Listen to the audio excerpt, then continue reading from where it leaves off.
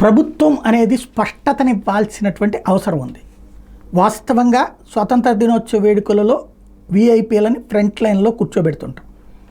రాహుల్ గాంధీ నిన్న 5వ లైన్లో కూర్చోబెట్టారు. ఎక్కడ అంటే ఒలింపిక్స్లో పథకాలు గెలిచిన వాళ్ళందరూ ముందు 4 రోల్లో ఉన్నారు, 5వ రోలో రాహుల్ గాంధీని కూర్చోబెట్టారు. గతంలో కూడా ఇలాగే చేసుంటే తప్పులేదు, అప్పుడే తీయండి బయటికి, సమాధానం చెప్పండి.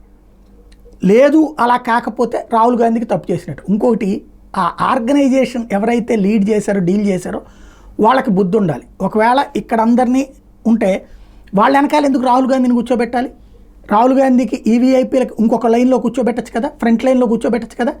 అదేమన్నా స్పేస్ చిన్నదా, కారిడార్ ఏమన్నా చాలా పెద్దది కదా.